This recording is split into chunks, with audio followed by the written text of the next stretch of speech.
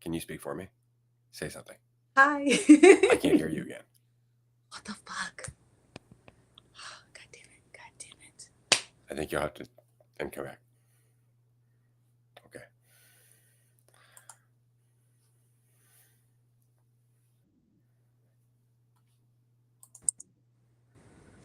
Testing. 1, 2, 3. We're good to go. All right, here we go. And here we are for an episode of Dualistic Unity Raw. I'm very excited because today Andrew's not here. No, I'm just kidding. That's not why I'm excited, but that's just the fact that Andrew is not here today. He is currently traveling. He is traveling to the, I believe it's called the When We Were Young Festival in Las Vegas, where I will be joining him tomorrow. I'm very excited. We are going to be partying. We're going to be chilling out. We are going to be doing godly fucking things. It's going to be a lot of fun. And we're going to be joined by my co-host today, which is Amanda. Amanda has decided to join me for today's episode of Dualistic Unity Raw, help me pull the weight, as it were. And so we're going to be chatting today in a little bit of preparation for her upcoming segment in season 6, where she will be co-hosting with Jackie and having a show all of her own. So I think this is a great opportunity to get started. Jackie might be joining us later on in the episode. I believe she was just a little held up this morning. Life happens to all of us. But without any further ado, Amanda, welcome. Hi, everyone. I am so pumped to be here. This is awesome.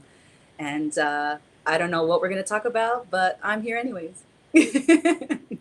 We never know what we're going to talk about. Usually that's just how we get started. But this morning, I thought I would start off with fear. I thought it'd be interesting to talk about fear because we talked about emotions the other day. We talked about responsibility. But when you're really caught up in fear, when you're really worried about the future, when you don't know what's going to happen, when you're gripped by that, Christ, I think I'm fucked feeling, what do you do? Right? How do you deal with that? And it's the same way you deal with anything. Don't assume that your first reaction is the case. Don't assume that your fear indicates that there is something actually to be afraid of, just that you're looking at it in a way that makes you feel afraid.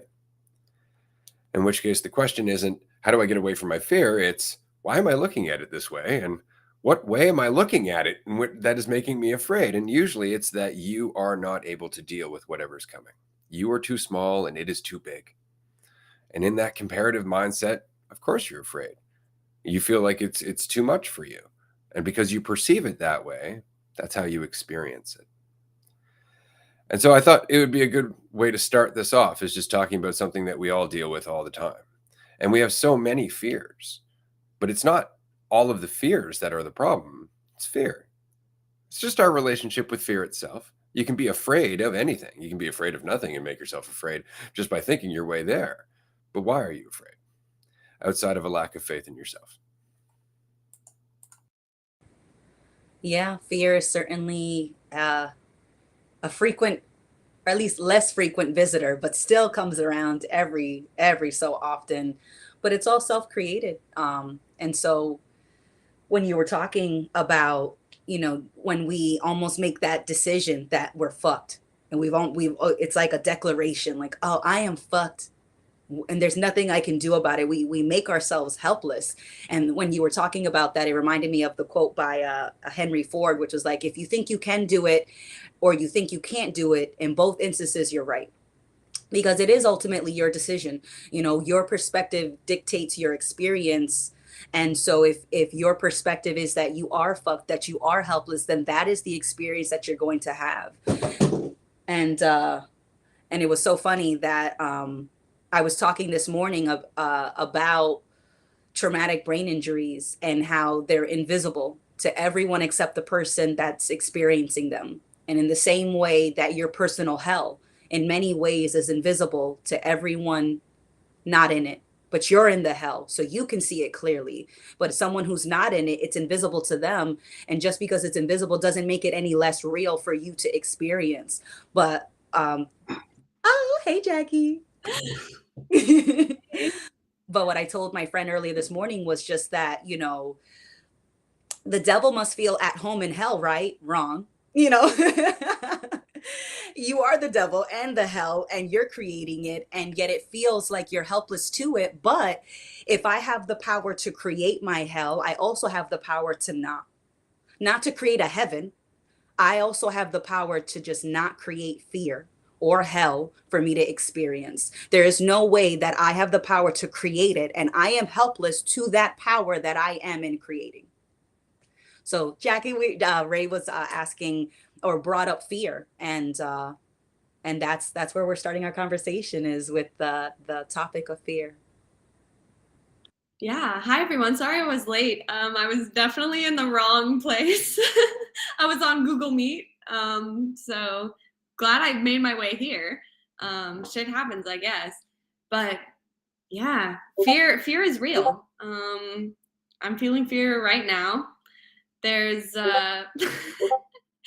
there's a million reasons that you could convince yourself to be afraid, and it's sort of just a choice in every moment whether you're going to fuel that fire. Like, the thoughts are always going to pop up, questioning whether you're doing the right thing, whether you're in the right place, whether, I don't know, something random would happen, like whether your mom's going to fall down the stairs or something. Like, you could create endless scenarios in your mind that will just compound on themselves and get to the point where they're overwhelming.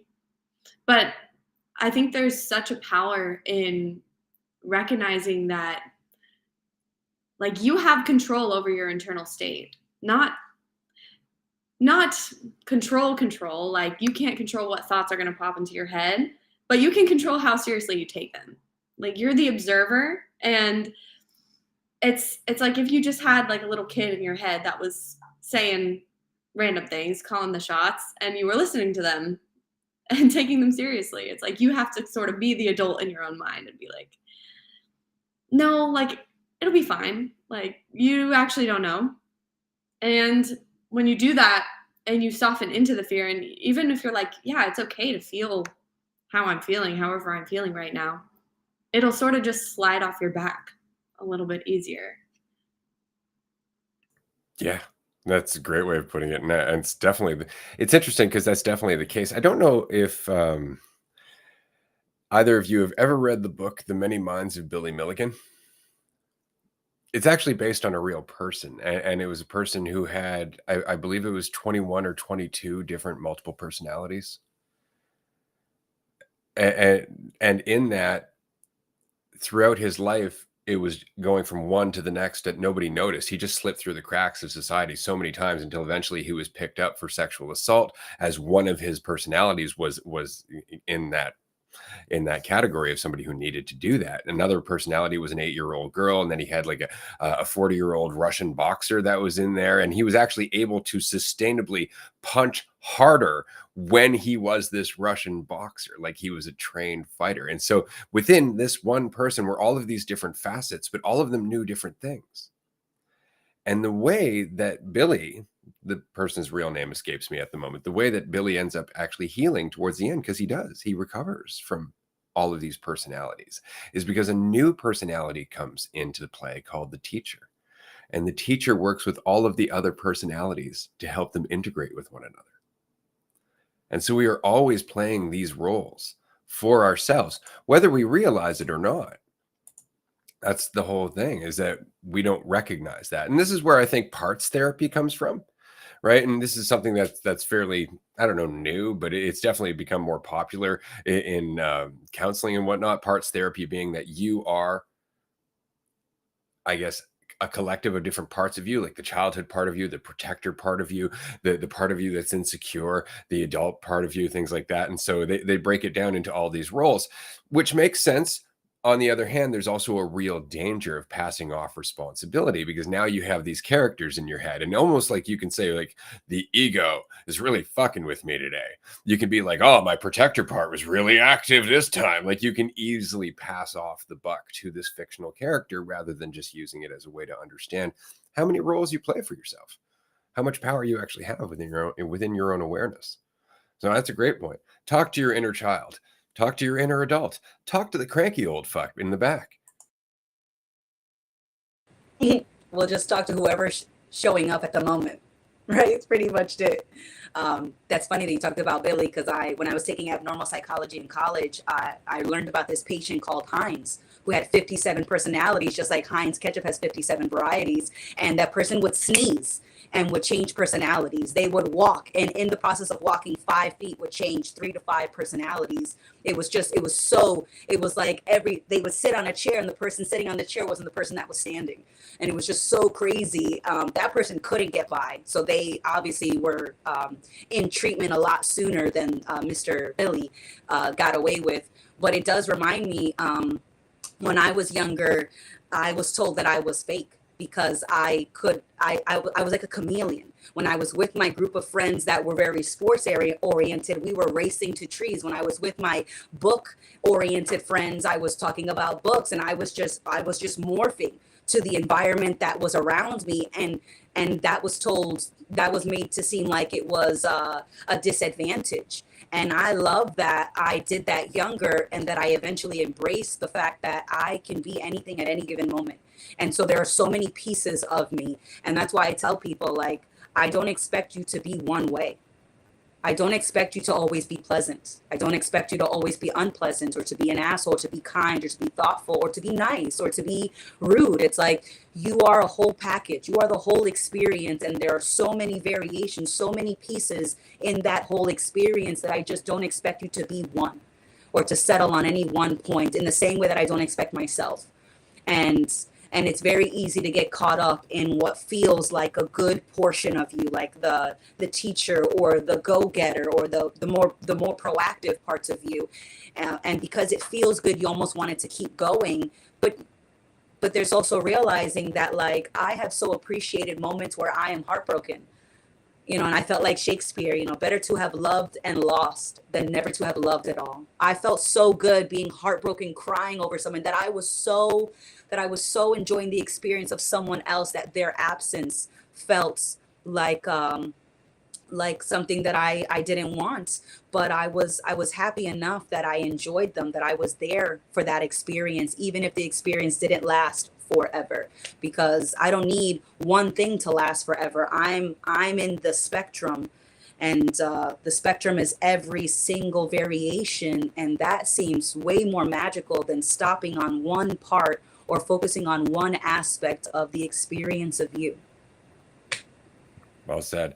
Amanda, your audio is clicking a little bit. If I can get, it's okay. If I can just get you to possibly disconnect and reconnect, or do whatever it is you got to do. And in the meantime, while that's happening, I wanted to take a moment, because we have a retreat coming up on November 11th in the Netherlands, and it's coming up fast. We only have semi-private rooms left. The third floor is all full, which is great. We have, I think, 12 or 13 beds left. They're going to go fast, though, now that we're in the last 3 weeks. So I just wanted to throw this out there. If you are coming to the Netherlands, or if you haven't decided yet, now is the time. Definitely join us if you can. If you're not on Patreon, then I'd like to give you a coupon code today that's going to help you save $100 off your ticket. Just use the coupon code TULIP. Because, of course, we are going to the Netherlands. So why not? It's the land of windmills and clogs and tulips and things like that. So we figured, why the hell not?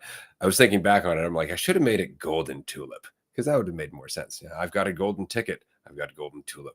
But then I thought that was going too far, and I had already done it. And I figured, fuck it, whatever. So just use the code TULIP, and you will save $100 on that ticket. There is also one private room left, because somebody who had bought a ticket for a private room decided to downgrade to a semi-private room because they weren't bringing as much stuff as they thought. So there is a private room left if anybody would like to grab that. And that private room actually has a double bed in it. So it is, the most comfortable out of all of them. But this is going to be a lot of fun. And of course, I get to have fun with a wood-fired hot tub, which I'm very excited about. Anybody who's ever met me anywhere near a fire knows that I love chopping wood. It's by far one of my favorite things to do. And why? Well, because it's repetitive, and it requires your attention if you're going to do a good job, one, or not just stab yourself in the fucking leg, which is also a positive thing not to do. And so that's really all it requires of anything. And this goes back to our conversation about fear, is that you can take any stance with your fear that you like, including, well, that's there, and continuing on with your life. Well, that's there. Yeah, I'm afraid of that for sure. And then just continue on. You don't have to let it dictate what you're doing. It's going to influence what you're doing, sure, but it's going to influence what you're doing more or less based on how much you're willing to just take it and move on. The more you run from your fear, the more sway it has over you. That's the hardest part about it. It's like anxiety. As soon as you're afraid of anxiety, you're pretty fucked. Because now you're like, oh God, I'm getting anxious. Oh God, I'm getting anxious. And it's just like, it's a fear response to fear. And you're just circling the drain at that point. Because what are you afraid of? That you can't take something you're creating that comes from you? The fear, the anxiety, all that stuff, it doesn't come from outside you. It's a response. It's a response from within you. So why would you think it's bigger than you? Why would you think that your fear can overwhelm you when it is, in fact, just a small part of everything that you are? And that's it. That's why I love the expression that courage is not the absence of fear. It's carrying on despite it. Yeah, completely. Like, the way to deal with fear isn't by changing the way you think about it necessarily. Well, sort of, but it's not about getting rid of the fear. Because I fell into this for so long. Like, there were so many things that I wanted to do, and I would be journaling and like trying to change my mindset and writing like positivity affirmations. Like, I am so confident. I speak freely. I don't know. The list goes on. And then I wasn't actually doing it because that wasn't actually getting rid of the fear. The only way you can get rid of a fear is by having the courage or just making the decision, quite frankly, to do it anyway, to just step into whatever it is. And you'll realize that, like, first of all, what you were thinking, the thoughts that were looping in your head they almost never turn out to be the reality of what actually happens. And also, like, every time something doesn't go your way and you fall flat on your face, like, you continue to wake up the next day. And the option is to kick yourself while you're down or to take what you can from the experience and learn from it. And either you can let scary shit and failure and missteps crush you into just doing nothing and hiding in your bedroom all day, which becomes its own kind of prison. Or you can do the next best thing, pick yourself up and keep fucking going. Like, because even doing nothing is doing something. So it's a choice of whether you want to sit in your little pit of self-loathing and fear and discomfort, or pick your ass up and go for a walk. Like, just do anything else to move through it. And like, your default nature is change. So you're gonna, just by continuing to exist, you're processing and working through it the way that you need to be. But we like to, I don't know, there's such a pressure to create like a narrative, to feel like you have some sort of sense of what's going to happen. But all that ever leads to is disappointment, in my experience. Well said. Absolutely. It's interesting because if you look at the emotional spectrum as I don't know, a series of scenes in your head. And Jackie, I know you enjoy theater and all that, so you can just imagine just different scenes expressing different emotions. And when you are really sad and when you're really judging yourself and you feel so totally fucked, like everything's against you, basically you could just see yourself just in the fetal position on the ground, just trying to cover your eyes, crying, just hiding from the world. You can feel it. And I know that because I've actually lived that scene numerous fucking times in my life. And when you're there and you're crying and there's no one to help you and there's no support and it just doesn't seem like it's going to end, eventually you take a breath and maybe wipe the snot off your face and you go, I'm thirsty. Right? Or I got to use the bathroom. And right there, all of a sudden you have a choice. I could sit here wallowing or I can do something. And we don't recognize in that state that that's always the choice. It's always the choice. And the more we make the choice to do something, the farther and farther we get from that scene where we feel defeated by everything, because we're not thinking about everything that's defeating us. We can think that all the way down into a fucking hole. But eventually we got to get up and get our water. And that reminds us that we can. That's really all it is. And we make it so much more complicated than that.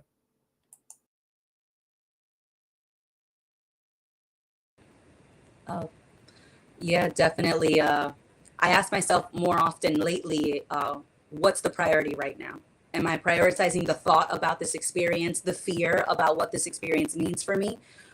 Wait, can you guys hear me? I should have checked. I should have checked. I should have checked. We can hear you, but it's like there's something rubbing against your microphone. Oh, shit. All right. Okay. Or Experiments. short, possibly. No, that's okay. That's okay. I have unplugged the mic. Is that better? No, still doing the same thing. We're going to make it work anyway. You just continue on. All right. Well, I was just gauging the experiment. But yeah, no, it's just where's the priority? Am I prioritizing the focus on the fear? Because ultimately, everything that I've learned about life can be summarized into 3 words. It goes on.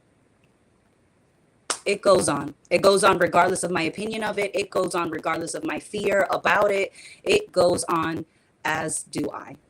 And if I'm still here, there's still choice. There's still options. All of the options are always available, even if I tell myself that I can't pick something.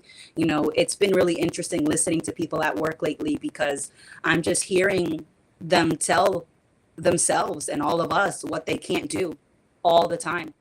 We were doing a project, and somebody next to me is like, "Oh my goodness, thank you so much." We'll just say Betsy.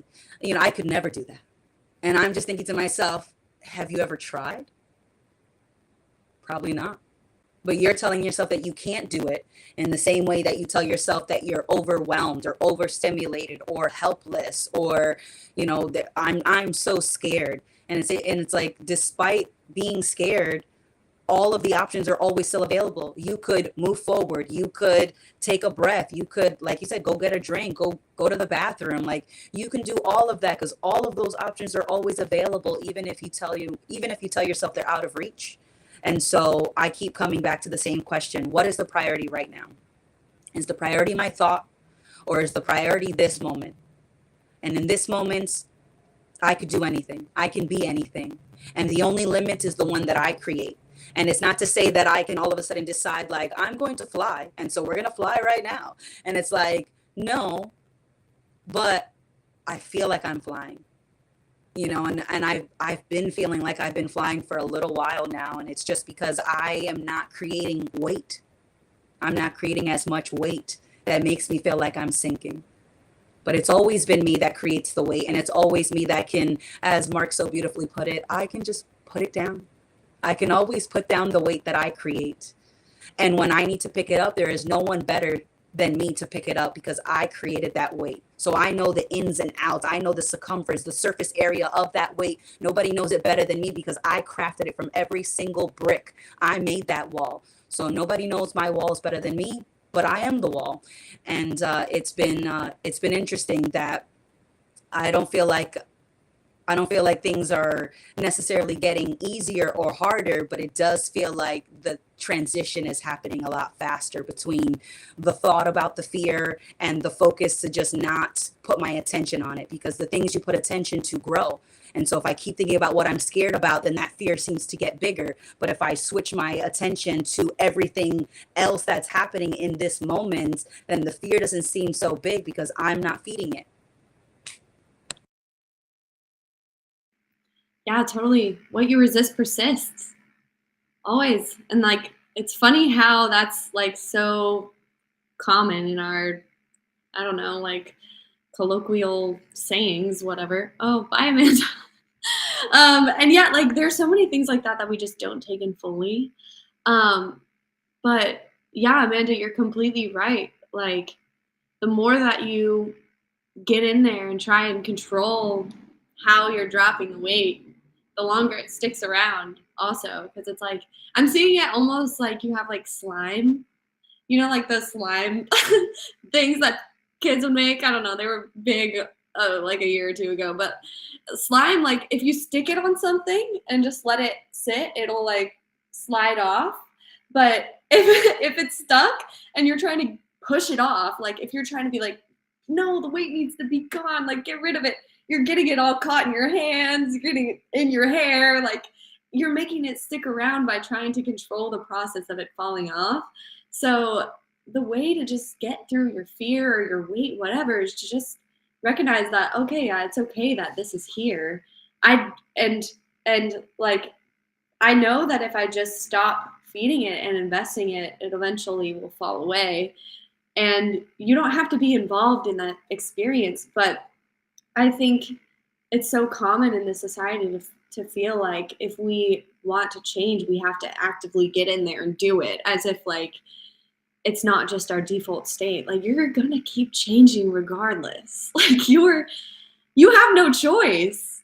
And yeah, it just comes down to that faith in yourself. And I think Andrew put it so well, like in the Patreon call yesterday. I think he was like, all that faith in yourself is just being here. Like it's just knowing that you're going to continue to exist, and as long as you will continue to exist, you'll continue to figure it out. Like you'll eat when you need to eat, you'll rest when you need to rest, and you'll act when you need to act. And you don't have to think about that process because all of those thoughts don't exist. Like they don't exist in reality. Like you're here in the room that you're in. And the only thing that's real is like what you're doing, what you're saying, who you're with. Like it's not about controlling any sort of outcome, because control is an illusion anyway. Like you don't even we don't even know if we're in charge of the actions we take. That whole epiphenomenalism thing, like I always come back to that because like I don't know where my thoughts, my decisions, my actions genuinely come from. Like I have the experience that I'm making that choice, but I don't know with certainty that I actually am. And so I can always the option is always there to just soften just a little bit. And that makes all the difference in the world. That's all you really have to do ever. And there is a larger intelligence at play. You are the larger intelligence at play. You'll figure it out. Well said. Absolutely. It's interesting because things are changing all the time, it almost scares us, right? Like this is something that Andrew's been communicating a lot recently, is that he feels so much change happening, but then he ends up back in emotions and back in memories and back in old perceptions. And he looks at them as old perceptions without realizing that they can't be. He's a new perceiver, right? So things have changed, but we get this fear that, oh my God, I'm backsliding. Oh my God, I'm reverting back to an earlier stage. And it's like, you have as much chance of doing that as a tree does of losing its rings. You have changed. You cannot unchange. You cannot unsee what you've seen. You cannot unexperience what you've experienced. You have fundamentally changed each and every moment. It's your fear that makes you think you're stuck in place. You're like, no, but look, I might still be that. And it's your idea of yourself. It's never what you really are. It's never what you really are.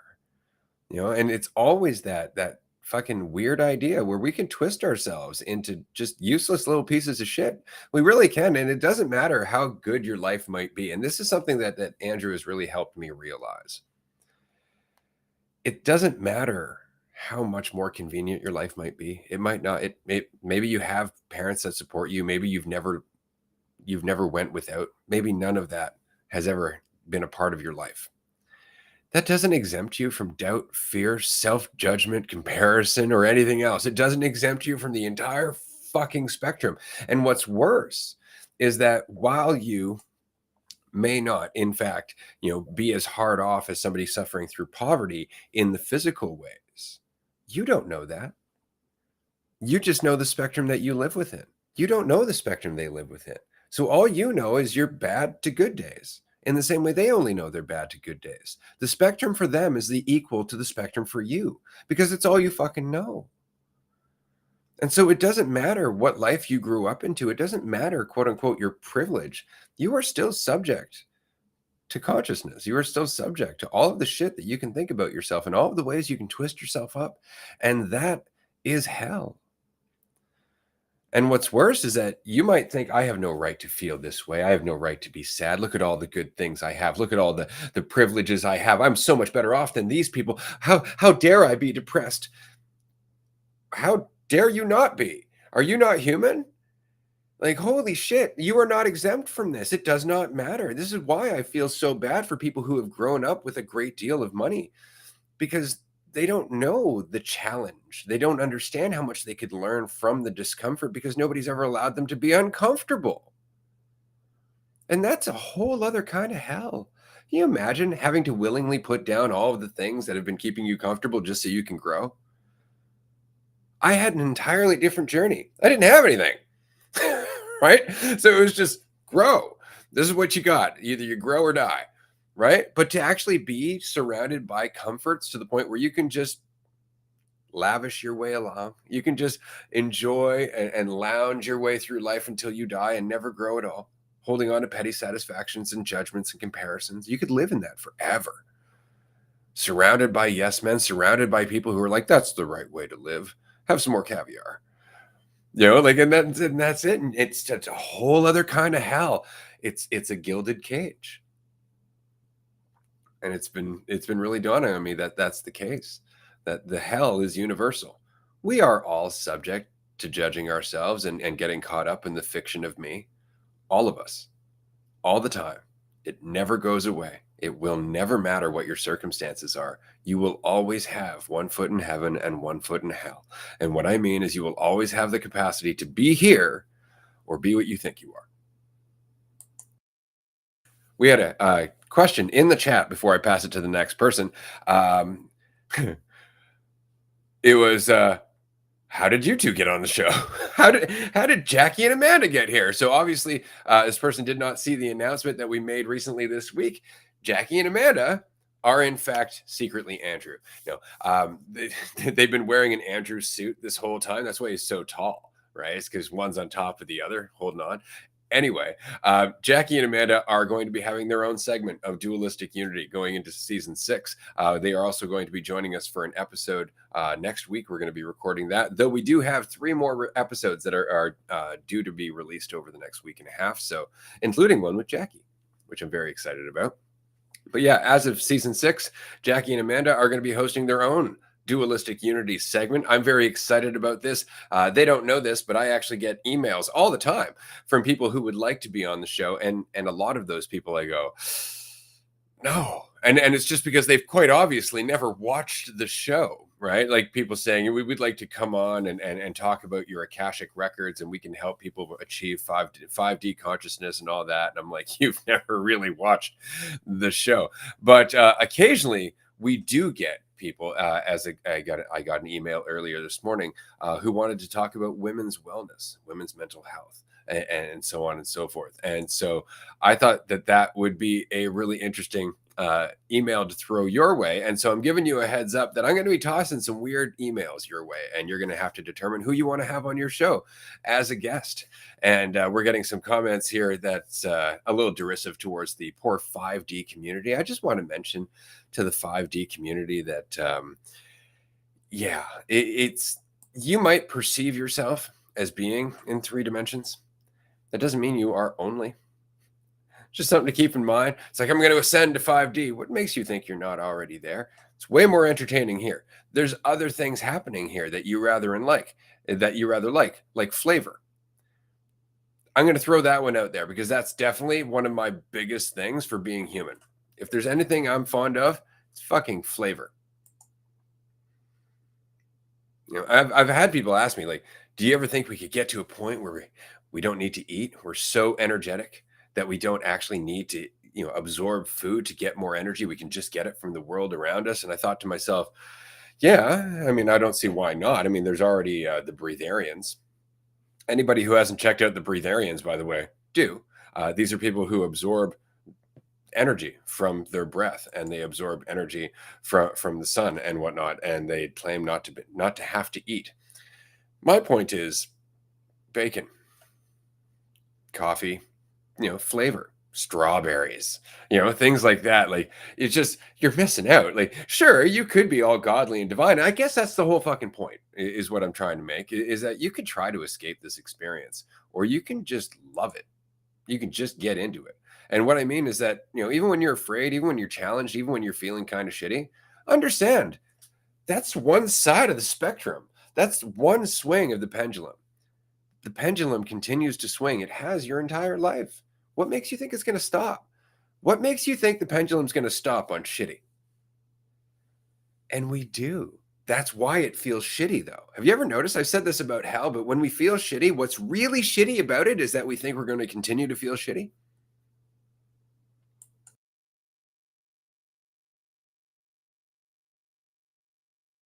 Oh, I was having too much fun changing my name and going in the comments. But it's always up to us. It is always, and that's what makes it hilarious.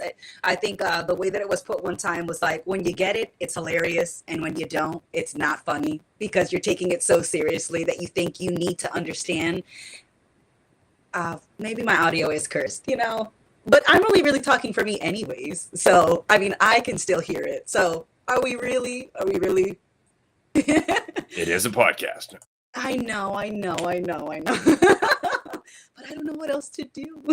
I have logged in and logged out. I went from my phone to my laptop, and I'm just like, Jackie, what do you think?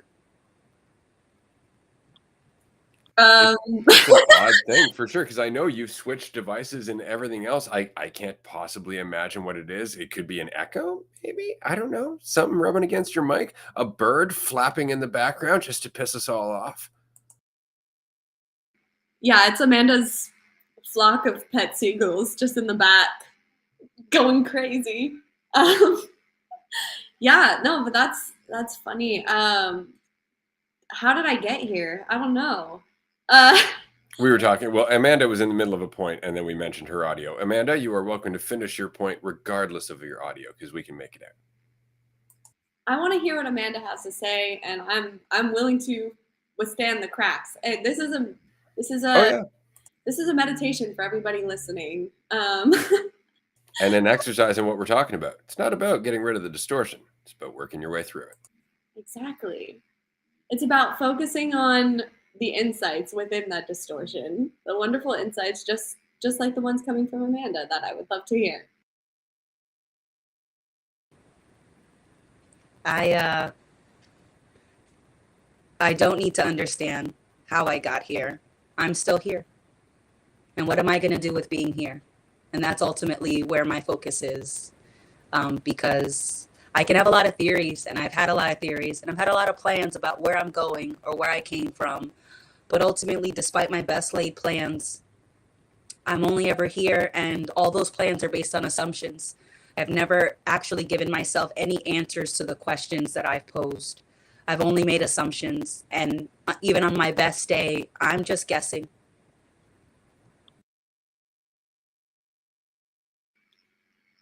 Yeah, it can be fucking terrifying to admit. It's just depending on how you want to look at it. Like you said, Amanda, it's funny when you get it, but when you don't get it, it's like, well, how could I ever let go of my certainty? Like, I need to know what's happening.